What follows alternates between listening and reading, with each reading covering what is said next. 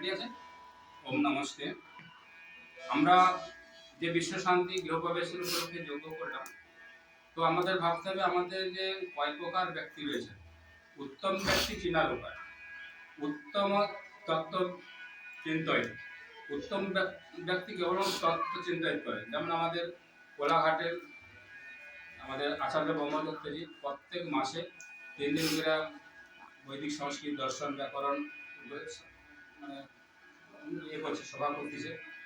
উক্ত সবার যার জন্য উন্নত করছি, উক্ত সভায় কেবলমাত্র আমাদের আচার্য ব্রহ্মদত্ত কেবল তত্ত্ব চিন্তন করে। এখানে আমরা বুঝি কেবলমাত্র উত্তম ব্যক্তি।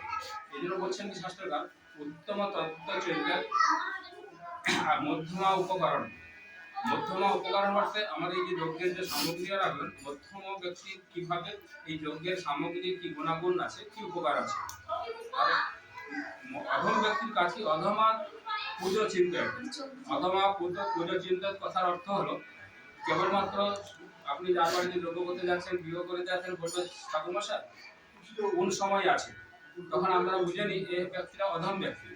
আবার চতুর্থ নম্বর অধমের অধম বলছে কি তীর্থকর্ম ধমাধম। কথার অর্থ হলো অধমের অধম ব্যক্তি কিভাবে বলবো, কেবলমাত্র তিনারা আমাদের গল্প শোনাবে, গল্প এটাই শোনাবে যে আমরা তীর্থাদি যে স্নান করে পূর্ণ প্রাপ্তির আশা করছি বা আশা করে, তাহলে এখানটা আমরা পরিষ্কার করে বোঝা যাবে যে অধম, উত্তম, মধ্যম, অধম এবং অধমের অধম ব্যক্তি আমাদের পরিষ্কার ছবিতে এসে যাচ্ছে।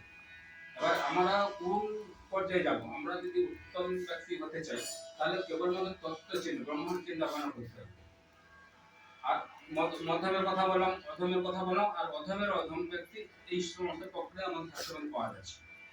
তো এ বিষয়ে আমরা প্রথম কথা আমরা আমাদের যে দুঃখ কষ্ট থেকে কি করে আমরা নিরাশ থাকবো, তো আমাদের চিন্তা করতে প্রত্যাশা থেকে আমাদের অর্থাৎ লোভ থেকে আমাদের শান্ত থাকতে হবে এবং ঈশ্বরের করুণায় মাতা পিতা শিক্ষক আচার্য অতিথি মহাপুরুষের দেয় এই পৃথিবীর সবকিছু আমরা পেয়েছি এবং তার গুণাগুণ চিন্তা করতে হবে। এবং দ্বিতীয় নম্বর হলো পরিবারের কখন কিছু অন্যায় হলে সেই পরিবারের অন্যায়ের সঙ্গে সঙ্গে নির্ণয় নেবেন এবং মনকে সদা স্থির রাখতে হবে। মন স্থির রাখতে না পারলে কবিগুরু রবীন্দ্রনাথ ঠাকুরের, শিলানন্দের, বঙ্কিমচন্দ্রের সমস্ত ঋষি মহাশয়দের গ্রন্থ পড়ুন বা কোনো স্থান টানে পরিবর্তন করুন বা একটু কোথা থেকে ঘুরে আসুন বা একটু ধ্যান করুন, জপ করুন, এর মাধ্যমে মন স্থির হবে। এর পঞ্চম নাম্বার হলো নিয়মিত আমাদের যোগ ব্যায়াম সাধন ভজন এগুলো করা উচিত, কারণ এই সমস্ত করলে আমাদের দুঃখ থেকে নিবারণ হবে। আর দ্বিতীয় নম্বরে বলা হচ্ছে কি অধিক ক্রোধ বা রাগ থেকে মুক্ত থাকুন, অন্যের উন্নতিতে জ্বলন অনেকের হয়ে থাকে, তার থেকে আমাদের মুক্ত থাকতে হবে এবং অপরের উপর নির্ভর হয়ে যদি আমরা জীবন কাটাবো এই ভাবনা থাকার জন্য নিজে কর্মশীল হতে হবে এবং অল্পতে অসন্তুষ্ট হওয়া যাবে না এবং প্রতিপত্তি পরস্পরের সন্দেহ ভাবনা রাখা যাবে। তাই এই গৃহপতি হিসাবে আমরা প্রকাশ করে থাকি পতিপত্নী নিয়ে সংসার, পত্নী এই সংসারে সমস্ত কিছু রক্ষণাবেক্ষণ করছেন, অসংখ্য কাজ করছেন। আমরা পুরুষ হলো মেশিন, কেবলমাত্র রুজি রোজগার করছি। তো সেক্ষেত্রে অসংখ্য কাজের মধ্যে অসংখ্য কাজেরও ত্রুটি থাকতে পারে, তার জন্য সুমধুর বাণীর মাধ্যমে তাকে কথা বলা উচিত। কখনো পিতামাতা তুলের বা কটুক্ত বাক্য দিয়ে স্ত্রীকে বলা উচিত না, কোনো জনকে বলা উচিত না। কেন সুমধুর মাধ্যমে পতিপত্নী পিতা পুত্র প্রতিবাসী সবার সঙ্গে আপনি করুন। কেউ যদি আপনাকে কটুক্ত কথা বলছে বলছে আবার কি হয়ে যাচ্ছে, আমি সয়ে নিলাম, প্রত্যেক তার দরকার দেখবেন তার সঙ্গে প্রীতি ভাব থাকবে, নিজেও সম্পৃক্তি থাকবে। তো পতিপত্নী পরিবার নিয়ে থাকতে গেলে আমাদের কেবলমাত্র মহর্ষি দয়ানন্দের সিদ্ধান্ত বিধিনিষেধ এগুলো পালন করতে 10 নিয়ম দিয়ে বলা হয়েছে, 10 নিয়ম পালন করতে হবে এবং বৈদিক সিদ্ধান্তে যে সমস্ত পণ্ডিত বিদ্বানরা যে উপদেশ করছে উপদেশ মাফিক জীবনযাপন কাটালে আশা করি আমরা সুখের সহিত শান্তির সহিত জীবনযাপন করব। আমার পূর্বের স্বামী অল্পানন্দ সিদ্ধি মহারাজ বলছেন 3টি বিদ্যা অর্জন করলে আপনি মুক্তি পাবেন। কেবলমাত্র পদার্থবিদ্যা জানলে সুস্থ থাকতে পারবেন, চৈতন্য বিদ্যা অর্থাৎ শক্তি জাগ্রত করতে হলে আপনি সম্প্রীতি থাকবেন, আর নিরন্তর বিদ্যাকে জাগ্রত করতে হলে আপনি শান্তি থাকবেন। মানুষের প্রয়োজন সুখের সহিত সম্প্রীতির সহিত শান্তিতে জীবনযাপন করলে এই ভারতীয় যে 3টি বিদ্যা তা একমাত্র বেদের মধ্যে পাওয়া যায়, অন্য কোথাও নেই। বেদের মধ্যে একদম এই সাধনার কথা বলা হয়েছে বিশ্বাণী দেব সবিতা দুরিতানি কথার অর্থ সংক্ষিপ্ত বলছি। আমার মধ্যে শ্রীমন্ত দুর্গুণ দুরাসন দুঃখ দূর করার জন্য বলা হয়েছে। এবং যে শ্রেষ্ঠ দেবতা ঈশ্বর তাকে তার সাধনা করার কথা বলা হয়েছে। এবং যাহা কিছু আমাদের প্রয়োজন সেই প্রয়োজন যেন ঈশ্বর দিয়ে থাকে তার জন্য আমাদের সাধনা করা হয়েছে। সর্বে ভবনে সুখী মানে বিশ্বের মানুষকে সমস্ত সুখে থাকো এই আমাদের কাছে আমরা প্রার্থনা করছি। এবং সংকর্ষণ সংবদ্ধন যে মন্ত্রটা বলা হয়েছে আমরা সবাই মিলিতভাবে মিলেমিশে থাকবো এই কথা বলা হয়েছে। তুমি কেবলমাত্র ব্যক্তি বিশেষে কিছু বলা হয় না, আমরা সমস্ত মানুষ যাতে সুস্থ থাকি, সবাই থাকি, শান্তি থাকি, এই বিশেষ করে এর মধ্যে বলা হয়েছে। তাই বৈদিক সিদ্ধান্ত পড়লে মুক্তি পাবে তা না, বৈদিক সিদ্ধান্ত পড়লে এটাই লাভ হবে আমাদের মধ্যে পাখন্ডী জড়তা অজ্ঞতা অন্ধবিশ্বাসও দূর হবে।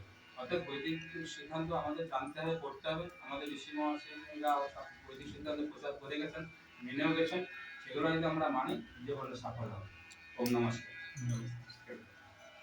শান্তিবাদ। ওম सर्वे भवन्तु सुखिनः, सर्वे सन्तु निरामया, सर्वे भद्राणि पश्यन्तु मा कश्चित् दुःखभाग् भवेत्। मुकाबला करो भगवान, सबो परो दया करो भगवान, सबका सब विधि हो कल्याण, हे ईश्वर सब सुखी हो कोई न दुखारी, सबो निरोग भगवान, धन धान्य के भंडारी, धन धान्य के भंडारी, सब भाद्र भाव देखे सन मार्ग के प्रतीके हो, दुखिया न कोई भोगे सृष्टि में प्राणधारी, हे ईश्वर सब सुखी हो कोई न दुखारी, सबो निरोग भगवान, धन धान्य के भंडारी, धन धान्य के भंडारी। ओम द्रव्यौ शांति अंतरिक्ष शांति पृथ्वी शांति आपो शांति औषधय शांति वनस्पतय शांति विश्वदेव शांति ब्रह्म शांति सर्व शांति शांतिरेव शांति क्षमा शांतिरेधि। ओम शांति शांति शांति। ओम ऋषि की दया उपासते जो जोटा संसार, उसी पावन ऋषि दयानंद की बोलो जय जयकार। जो बड़े सो भाई वैदिक धर्म की जय जय। ब्रजदा पुरुषोत्तम रामचंद्र महाराज जी की जय। योगीराज श्री कृष्ण मुक्तादास महाराज जी की जय। देवदत्त महर्षि दयानंद सरस्वती महाराज जी की जय। महर्षि कपिल मुनि महाराज जी की जय। भारत माता की जय। गो माता की जय। आर्य समाज अमर रहे, वेद की ज्योति जलती रहे, उनका झंडा ऊंचा रहे, द्रवंतु विश्व मार्गम वैदिक ध्वनि। ओम ईश्वर सारे विश्व को सुख शांति कल्याण की बुद्धि दे, हमारा मनोबल को उजाड़ करे। ईश्वर के नमस्ते सर्वे रतिवे नमो नमः। ओम शांति शांति शांति। ओम